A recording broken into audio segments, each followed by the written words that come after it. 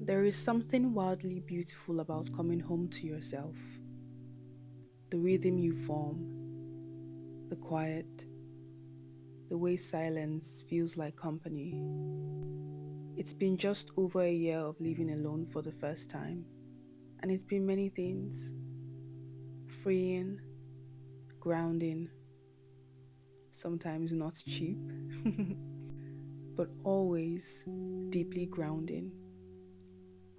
I've learned a lot about routines, about sitting with myself, and in today's video, I'm sharing some of that: the lessons, the soft truths, the helpful tips.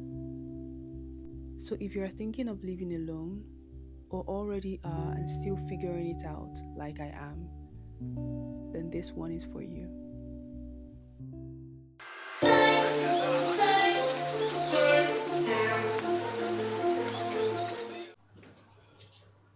Hi guys, welcome back to my channel. My name is Martha Ehinome Orere.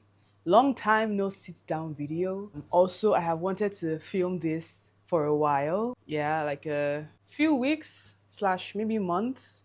I've been living alone for just over a year and 2 months actually. So yeah, I've been wanting to film this video just before I hit the 1 year mark of living alone so I could post it pretty much at that time. But I'm like, why did that even have to be the case? I can always post it after, right?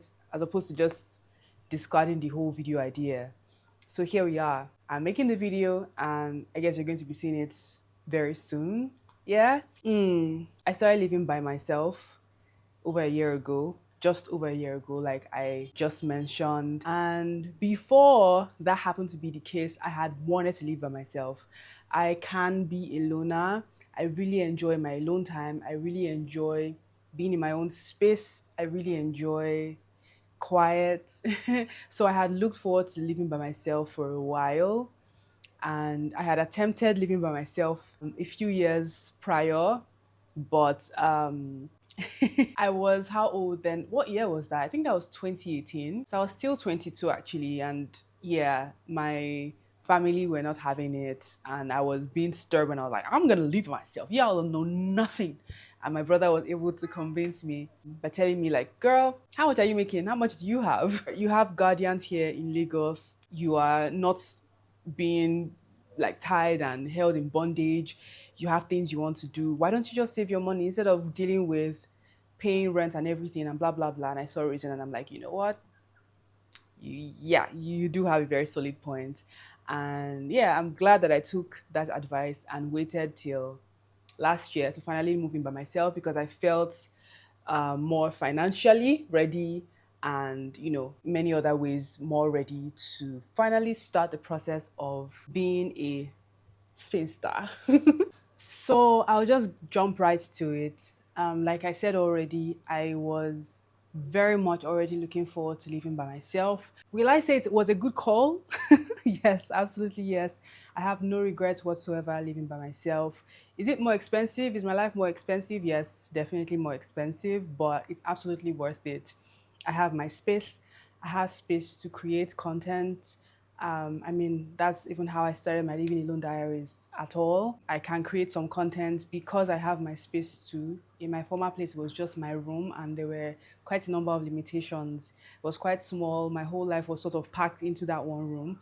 So, yeah, I've just had space to be, really. And I can't even lie, I have grown more like grown more as an adult, living by myself, taking care of my bills, knowing that nobody's coming to come and save you, Martha. Can't even lie. One day I was overwhelmed with a lot of things, and I literally said, I'm like, I just want to be taken care of, man. It's only once that has happened, and I kind of even laughed at myself when it did happen. But it just forces you to grow up because light bills, I'm taking care of them by myself. If something gets spoiled, I'm the one taking care of it by myself. If I have a particular amount of money and I'm like, okay, this is money that I can spare to do stuff. Is there the option of going to the spa and option of fixing something in the house? I know where like my I priorities are set straight. Okay, it's not like before, where I'm not the one dealing with all of those things. I don't know what it is. I mean, I've always sort of been take care of things by yourself,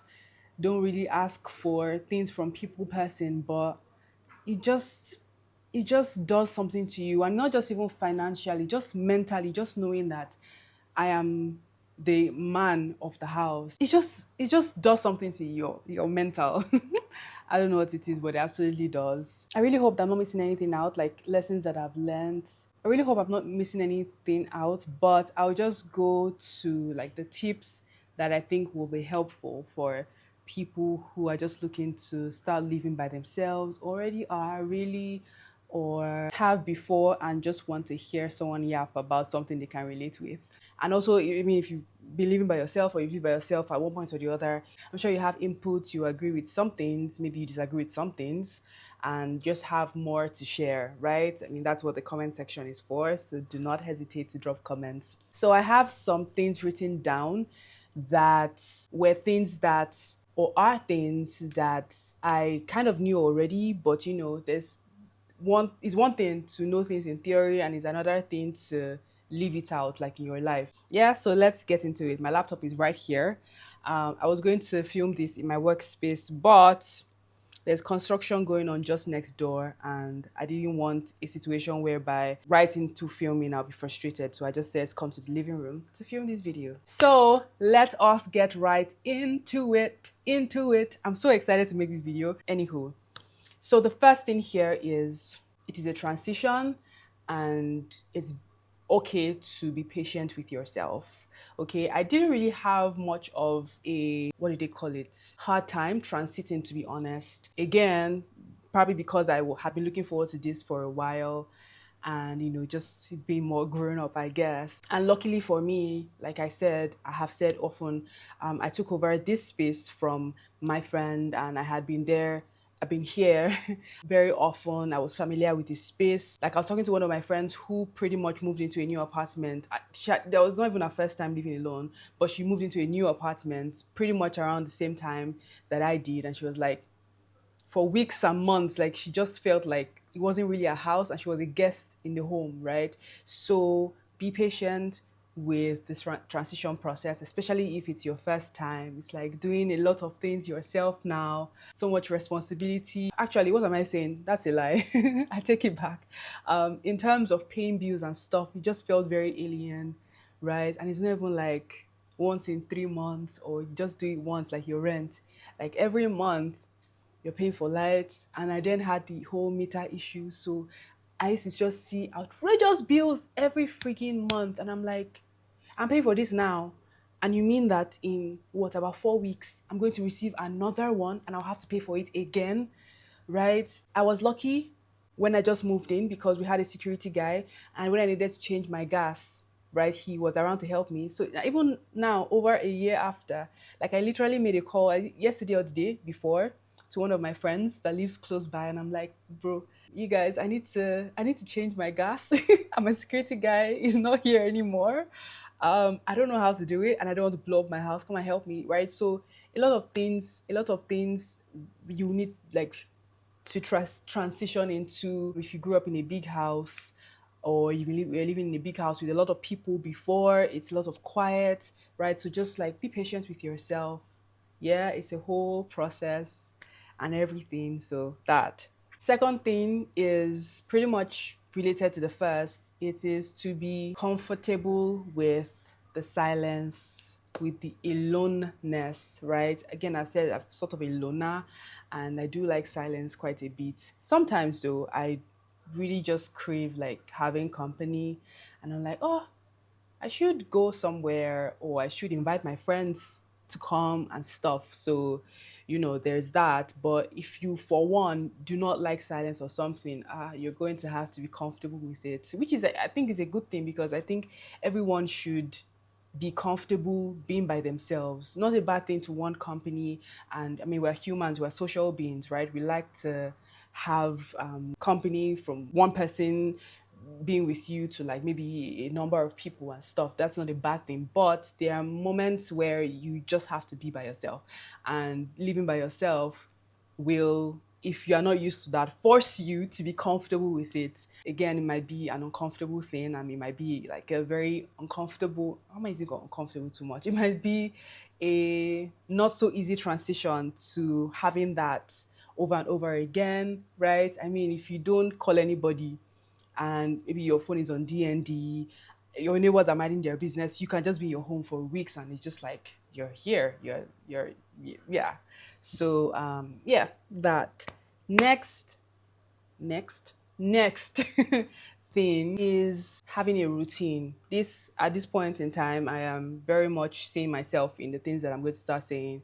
Yeah, having a routine is so important because, again, like I said, you live by yourself. If you don't have discipline, if you don't have the intention to do anything, you pretty much will just stay there. You will stay on your bed for days on end. I have blackout curtains here and in my room. Like, the house can be dark. You will just stay there, right? So you have to have a routine. I really don't like waking up early. So these days I sort of do morning and evening gym, like going to the gym morning and evening. I sort of space it out. But whatever it is, if it's waking up in the morning and going to the gym or doing home workouts, if you don't have a 9 to 5 and have to wake up to go to work or something or join some meeting, that is, if it's somewhere you have to go, if it's something you have to do at home, but just having things to sort of do daily, right? It helps. It helps so that you just don't sort of be in a rut. Yeah, because it can be very tempting. There are times where I don't want to stand up and no one's going to hold you to it. It's not like when I was living by myself and if I've not come out of my room till afternoon. Like, Martha, are you around? What's happening? Like, you've just been indoors all day now. Or now, wow, I'm not seeing you all day, right? So because of that, I need to go out in the morning and say, oh, good afternoon, good morning, and stuff. Go downstairs and that kind of thing. But if I'm by myself, no one is going to hold me to it. And yeah, so having a routine also helps you to just feel like you're living, like you're filling your life with things. When I moved into this house, I made sure I did two things. I joined a book club. I made sure to join a book club and I joined a travel group online. To be honest, nothing has come out of that. But I made sure to do those things. I made sure to try to sort of have something that I am incorporating into my life. Made sure to know where the church around me was. I'm Catholic, the Catholic church around me was. Things like that, right? Which also sort of leads to the next point, which is having things to look forward to. Having things to look forward to is so important, right? I literally was today saying, I'm not feeling like as I would like these past few days. Let me make Sunday a nice day for myself, right? Or maybe I should go to a Pilates class, go to another Pilates class, the second one ever, because I went to the first one like a week or so ago. I'm supposed to have an event I go for in the evening, that would be good as well. Or maybe I should take myself on a dinner date as well, just something to excite myself, right? So it's good to have things to look forward to, sort of make your life exciting, especially for me as an actor. It's not all the time I'm on set, right? And there's when I'm not on set and you're just sitting down in your house, maybe watching a show or just like doom scrolling, whiling away time, doing absolutely nothing. It's you can just go into a funk.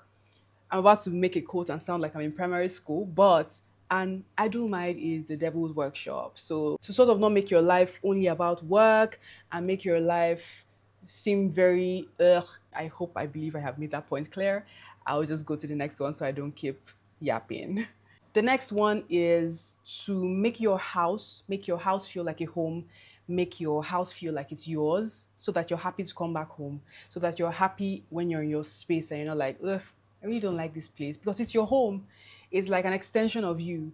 If, God forbid, there's another situation where, it's 2020, the whole pandemic, and you're stuck in your house, will you be comfortable with your space? Right? To a very, very large extent, my space makes me very happy.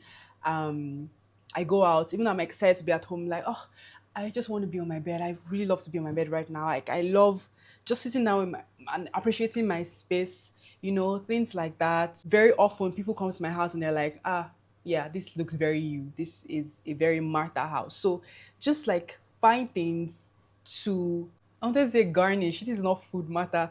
But just find things to, decorate your house to make it come alive, to make it look more you. Yeah, not that you have to do too much.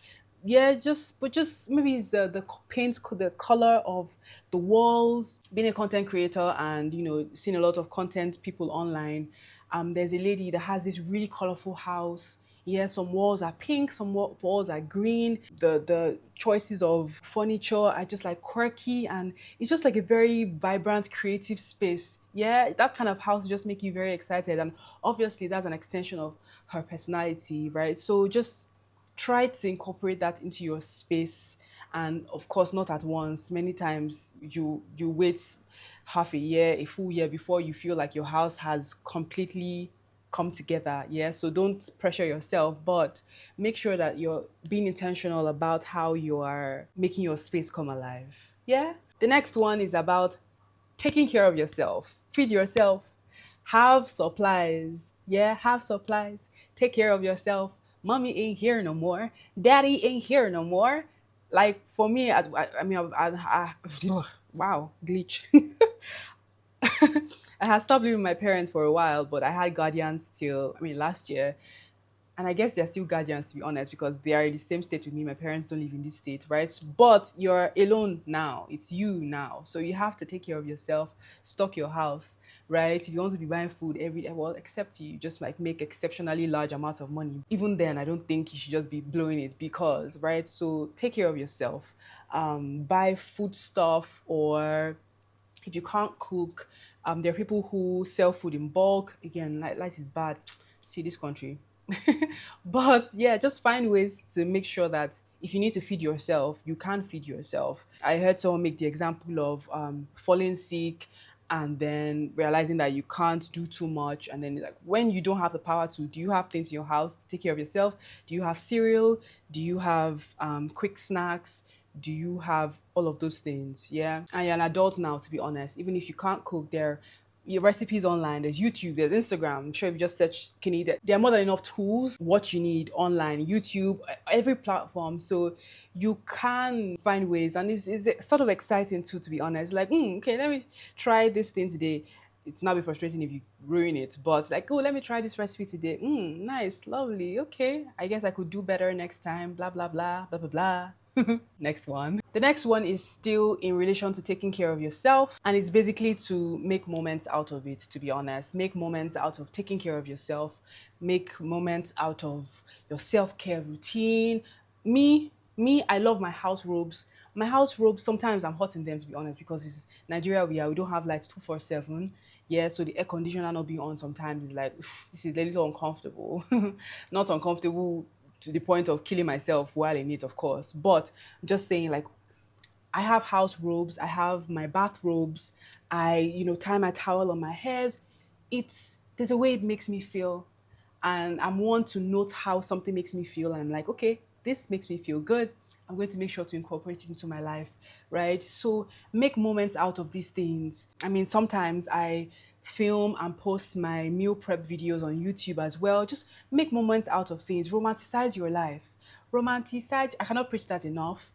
Romanticize your life. Yeah, romanticize these little things. You are in your space, you're the main character. It's your house. You're the man of this house. You're the woman of this house. It's your house. So just make yourself excited about the little things. If it's eating tea, if it's eating biscuits, drinking tea, in your bathrobe with some nice music on, with mood lights, just do that. Make a moment out of nourishing yourself. If it's cooking food, feeling like some chef with your apron, if you decide to buy a chef cap, do your thing. If you decide to have a 20-step skincare routine because it makes you feel good, whatever it is, just make yourself feel very excited to be alive and to do the little things. The next one is to be a DIY queen, king, whichever one. I mean, I've sort of have put up or set up many spaces in my house, but for instance, when I was putting together my workspace, yeah, I did all of that by myself. The girl is proud. But I did all of that by myself, hanging things up. Okay, except shifting the shelf, the floating shelf, yeah. But nailing things to the wall. Like I have my set of nails, I have my hammer, I have two screwdrivers, I have things. I do things myself. Be a DIY queen, king, whatever. It will save you money. Or of course, know when, I mean, you can't do things yourself and you have to employ help. I have my AC guy. I've called an electrician once. I do need to call an electrician for something else. So choose your battles, of course, but know how to get things fixed for yourself, right? Again, you're the man of the house. I'm doing too much in this video, but yeah, you're the man of the house. Getting things done, to be honest, also helps so that you are mentally relaxed. Like you don't keep thinking, oh, I need to get that thing fixed, because you might just be having a chill evening and you just see something, you're like, oh God, that isn't fixed yet. It's like a little dent in your relaxation or something, right? And that leads me to my next point, which is getting things done as soon as possible and not to let them pile, right? Note to myself to strongly, to be honest, because many times I'm like, oh, I should probably clean my bathroom. I'm like, it's not the weekend. Let me wait till the weekend to clean my bathroom. Or, oh, I should change my sheets. Let me wait till the weekend to change the sheets. Or, I have not done laundry. Let me wait till the weekend to do the laundry. And before you know it, maybe the weekend does come and then you get distracted and it just keeps being something, oh my God, I have to do, I have to do, I have to do, and things like that. And I also saw someone mention how having like a 15-minute declutter time slot every day is really helpful, and I really want to incorporate that into my routine as well. So like when I wake up, when I'm up from the bed, take 15 minutes to do whatever it is I can fix my bed. If there are plates in the sink, take care of that. Or maybe I wash the plates and they're just on the sink, like sort them out, take clothes from spaces where they're not supposed to be, that kind of thing. And I'm like, yeah, that would actually go a long way. 50 minutes is short, but sort of is a long time to get things done very quickly. And I know how that would impact my space, and it would just make me clear headed for other things, like as the day goes on. Yeah. So do not let things pile. Do not let things pile. And I think your life will be better for it. My life too. Your life too, Martha. The next one is very serious. So to be very security conscious, to protect yourself. Protect yourself. If you're female like me, especially, right? The world can be unkind to us in many ways, and we have to take care of ourselves, be security conscious. I know how many times I know that my front door is locked, but I still just go to check again. And I'm like, yeah, I just checked 15 minutes ago, but I'm passing by. It wouldn't hurt to check, right? So I check it a lot of times. My balcony door as well, I go to check it a lot of times. Thankfully, I'm not on the ground floor. So, I mean, coming up to my apartment, especially through the balcony and stuff, is not as easy. But I still make sure to check, because many are mad and few are roaming, right? Few are in institutions where they're supposed to be. Few criminals are in jail where they are supposed to be. So you have to just take care of yourself so that you will not be hearing batung bati, like my mom would say. Oh my God! So you wouldn't be hearing stories. I have seen a comment on my YouTube channel once where someone is like, Martha, you're the little one in the house. Why do you lock your bedroom door? I'm like, I'm like, I live alone. I live alone. All the doors are locked. But God forbid, nothing would ever happen. But if anything happens and someone makes their way into my house, they wouldn't just be able to come into my door, like into my room. And before you do that, um, I'm going to very likely have woken up, I hope, and will be able to maybe then lock myself in the bathroom to buy more time, call for help or something, right? So just be security conscious and make sure to take care of yourself, have take protective measures as well on your person. And also, if you're inviting people to your home for the first time, especially people that are not particularly your friends, and maybe just acquaintances and stuff, make sure somebody else knows. Make sure somebody else knows where you're going.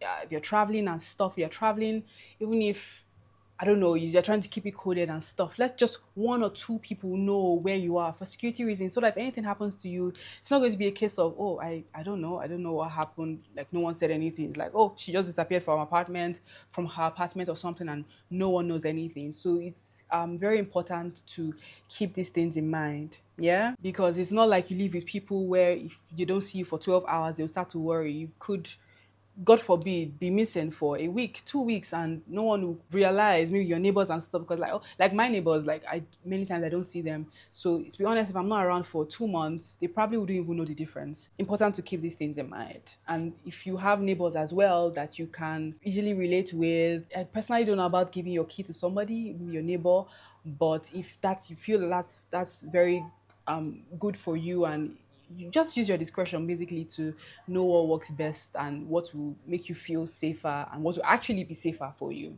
Next one has to do with the mental health. Okay, and it's that many emotions will pass through you. Many emotions will pass through you. Like I said earlier, not having a routine and just very much being open to the possibility of rotting away on your bed, having the lights off, having the windows closed, not eating and stuff because it's just you now. So yeah, you're not being forced to sort of get out of it, like when, unlike if you're with other people, maybe your siblings or your family, right? So it's to know that emotions will pass through you. Like I've said, emotions are fleeting, they come and go, it's what they do. Happy, sad, you feel them at one point or the other. The thing that we pray for, right, is to have more good emotions and more happy, more positive emotions than the bad ones. And when the bad ones come, I always try to remind myself, emotions are fleeting. I'm only feeling this way. It's only a momentary thing. It doesn't, not particularly the fact that, oh, it's particularly representative of my life as it is. It's just, I don't know, emotions just do their thing, right? And it's like, okay, if it's then a case where, okay, I'm feeling this way because of something, how can I change that? How can I solve that?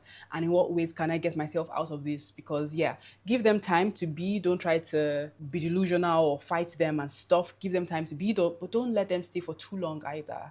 Yeah, sometimes I'm like, you know what? I'm feeling this way. I'm just going to let it be for today. But I know that from tonight or tomorrow, I have to jumpstart myself so that I need to start feeling better. Yeah, I need to work my way towards feeling good about myself again. The next one is about, I think I should have mentioned this with talking about feeding yourself and stuff, but is meal prep, bulk cook, buy supplies in bulk, tissue paper, cooking oil, rice, beans, whatever it is, buy it in bulk, buy a pack, like, to save you money. You know that for a while you're not going to be thinking about these things anymore. If you do need it, it's not like, oh, toilet paper is done, but I don't have more, right? I use a dispenser as well. I had two bottles before, so many times I'm using one and I buy only one as replacement, but I realized that that wasn't quite working for me. So I made sure to buy an extra one. Yes, so now I have three bottles. So if I'm using one, I make sure to bring two new ones, like things like that. Just make sure to have supplies to be able to fend for yourself and have things to make that happen, so you don't keep having to order or go to buy and yeah, stuff. And in terms of food as well, meal prep or buying food in bulk and all those things, it saves you money, saves you the mental stress. You know that, okay, for this month or for the next 2 3 weeks I'm covered and I don't have to worry about these things. For that time I can put my mind into other things. Yeah, because to be honest, you have other things in your life, other aspects of your life, except fending, like your house and fending for yourself in that way. And the next and final point is enjoy your alone time. Enjoy your alone time. Enjoy your alone time. I believe that we, especially as women, I mean, not everyone wants to get married, but especially for people who do want to get married, I think it's good to very much enjoy your alone time, because it might not happen again. It might not happen again. Maybe you will get married, you have kids.